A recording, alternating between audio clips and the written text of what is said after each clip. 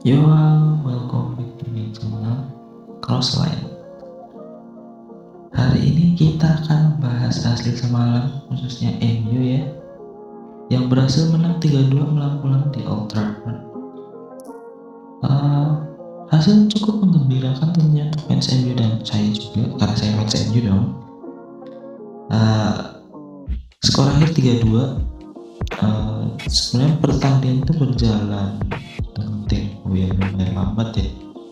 Cuma beberapa kali MU ada peluang, mungkin diawali Fulham dulu dari free kick yang lang save itu keren sih. Kita bahas formasi dulu. 4-2-3-1 ya. MU pakai 4-2-3-1.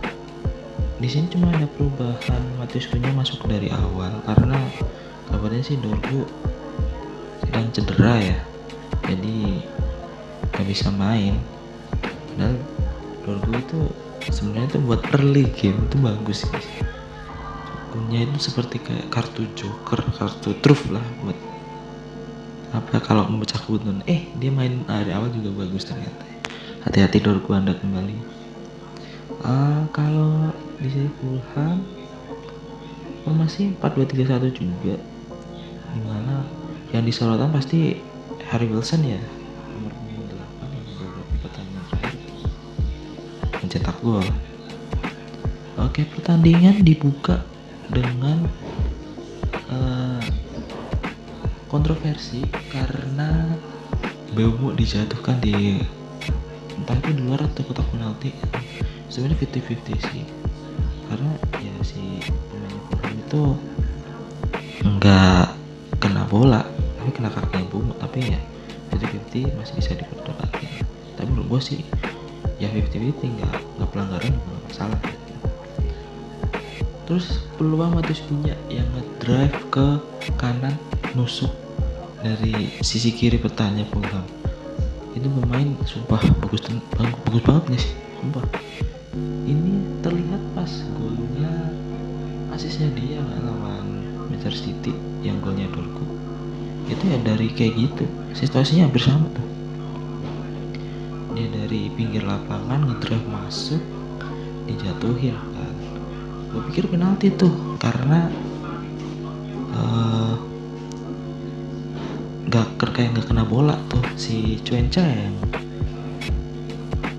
jatuhin ya, Cuenca ya itu kayak nggak kena, tapi pas di reply emang kena bola dikit sih. Tapi yang disorotin ternyata ditarik jersinya tuh si Cunha, jadi pelanggaran di luar kotak penalti. Nah, gue sebagai kapten ngambil peran itu, bola cuma diangkat dari sana.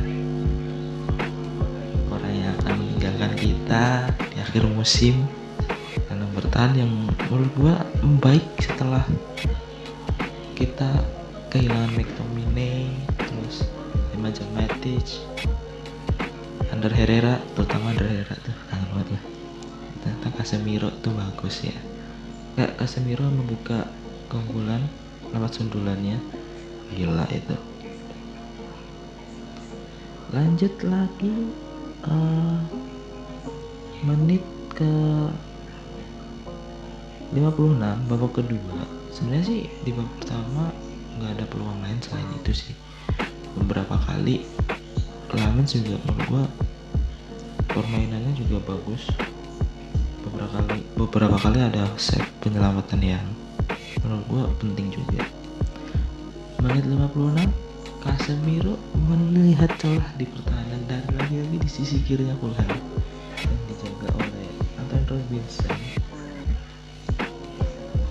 Nah, dia nemuin celah, oper lah tuh Cunha lagi-lagi nusuk, dan dengan celah sempit dia nge-shoot 2-0. Ini orang ini lagi on fire nih di dia pertandingan, masuk dari bangku cadangan di 2 pertandingan terakhir, sekarang dijadiin starting line up dan ternyata lebih bagus gitu. 2-0 MU unggul di setelah beberapa menit setelahnya itu Fulham sempat memperkecil ketinggalan, cuma ternyata offside sih cuy. Free kick ya, yang melanggar Casemiro juga sih, kena kartu kuning tuh orang. Ternyata nggak pelanggaran, ternyata offside nih. Gue pikir tuh nggak offside sih, karena nanti bisa banget guys, bisa diperdebatkan lah. Bagi fans MU saya mengakui itu 50-50 lah, tapi kayaknya sih nggak offside. Dan akhirnya serangan balik, Jimenez lari ngelewatin Harry Maguire, nge-shoot ketahan sampai kedalaman, tapi si Harry Maguire terlanjur nge-stop pakai sliding tackle dan akhirnya kena. Ya itu sebenarnya udah nge-shoot, bola udah nggak dikuasain oleh Jimenez, cuma ya masih dengan keputusan buat pelanggaran, dan ya memang pelanggaran sepertinya. Udah di menit selanjutnya beberapa pergantian seperti masuknya Ugarte, ya kan, Ugarte, terus Cunha juga keluar digantiin oleh bapak lain, ada Sesko juga, terus juga ada Mazraoui yang masuk dari yang menurut gua tuh defense kita jadi aman. Dalot lumayan bagus, tapi dari segi pertahanan dia lebih kurang lah dibanding Mazraoui yang menurut gua 50-50 lah. Petaka di menit ke 91 si Kevin, ini nggak tahu Kevin McAllister atau Kevin McAllister nggak tahu juga, ngedrive dari cut inside dari sisi kanannya MU yang menjaga Mazraoui, tiba-tiba ngelepasin shoot yang itu bagus banget sih. Itu tipikal golnya Frank Ribery banget, banana shoot di situ ya. Si Kevin, kenapa namanya cuma Kevin ya, nggak ada Kevin apa gitu. Kevin kan ada Kevin De Bruyne, Kevin De Bruyne, ini cuma Kevin doang, kurang ajar. Tapi MU nggak menyerang gitu aja, melalui skema serangan balik lagi-lagi. Bruno dari sisi kanan ngelihat ada Calvin Bassey di belakangnya, bukannya ngelewatin gimana atau open ke belakang, dia malah ngasih dummy, dan Calvin Bassey kecoh di situ. Dia lari sisi lapangan, lalu crossing ke Sesko yang putar di situ. Anderson sempat mau antisipasi cuma nggak kena, bola udah dikuasai Sesko, dia balik badan nge-shoot dan boom, kena di pojok kiri atas gawangnya Fulham yang dijaga Leno, mantan kipernya Arsenal.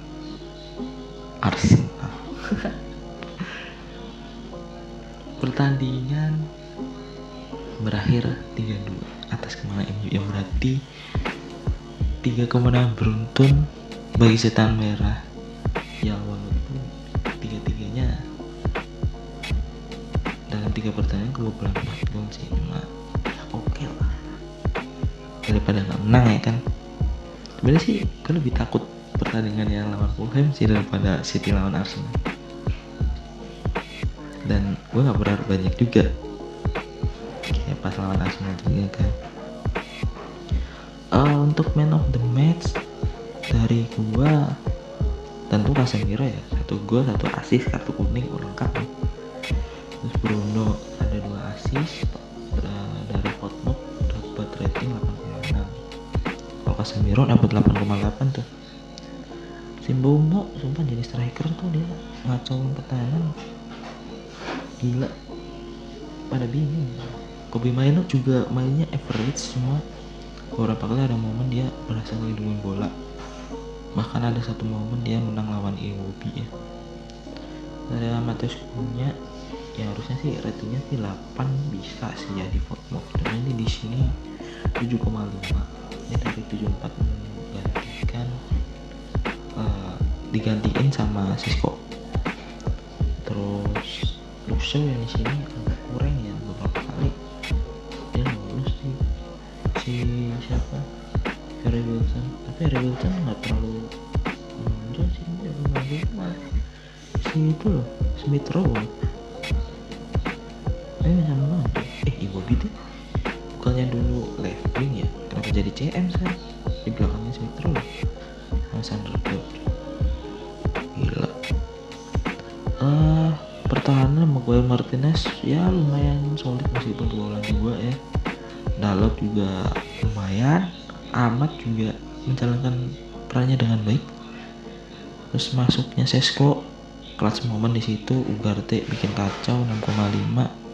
Ya nama Serawi nggak bisa di rating karena baru main 4 menit ya, 10 menit sih, tangan waktu sampai 10 kan. Yoro oke juga, pasangan lawan 3 back ya berarti ya, gila 3 back lagi, nggak trauma kan bang. Dari sisi Fulham apa yang membuat dia kalah sih, gue sisi kiri ya sumpah. Antonio Robinson belum digantiin Kevin Basi,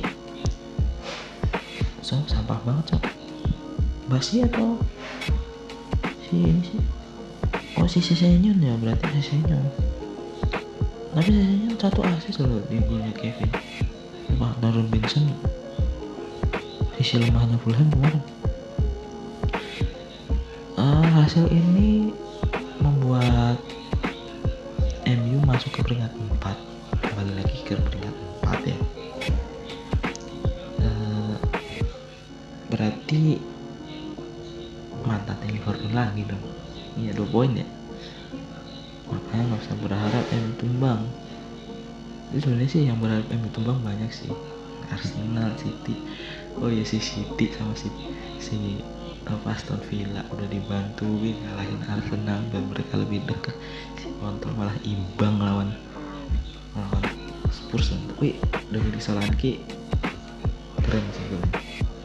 Dia mah kalah sama itu, astaga, Aston Villa cuma kenapa sih kalian. Dan simpel saja, cukup senang dengan hasil ini.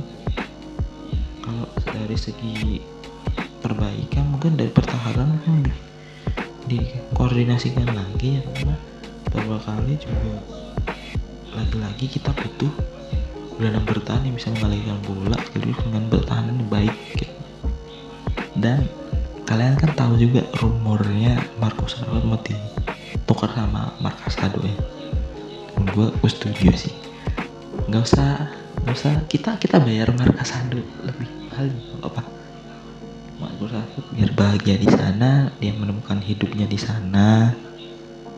Jadi menurut gue ya oke lah, kita butuh gelandang bertahan yang bisa ngalirkan bola, dan menurut gue Casado dengan mentor seorang Frankie De Jong, ada Pedri juga di sana, belajar banyak juga ya, walaupun ada riba cedera juga sih. Tapi overall permainan kemarin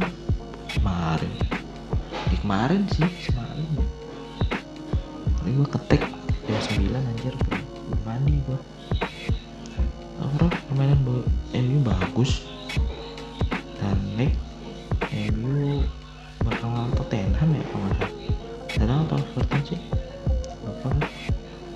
Lawan Tottenham tanggal 7 setengah 8 malam minggu. Malam minggu ya, nggak minggu terus. Buat Tottenham prediksi ini 50-50 karena Tottenham berhasil menahan imbang City ya, walaupun kita bisa ngalahin sih City, tapi ya ini MU pak, gak usah berharap lebih.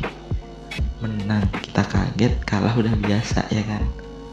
Prediksi menurut gua imbangnya udah cukup sih, 0-0 sama 1-1 boleh. Mungkin itu saja pembahasan soal MU.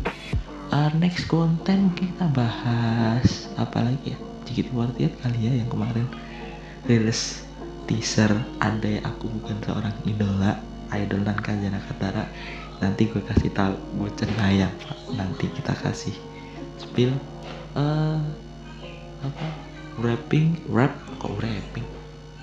YouTube gue yang awal 2025 tuh gue udah muter idolan Kanjana Katara Iggy40 itu berulang kali guys. Tunggu aja kontennya, oke? Mungkin segitu dulu videonya. Lagi-lagi gue juga bukan expert di sini, cuma orang awam dari sudut pandangnya seorang fan, bukan seorang expert. Jadi kalau ada kesalahan mohon dikoreksi, kritik saran di kolom komen juga ada. Jangan lupa like, comment, and follow and subscribe guys. Bye bye.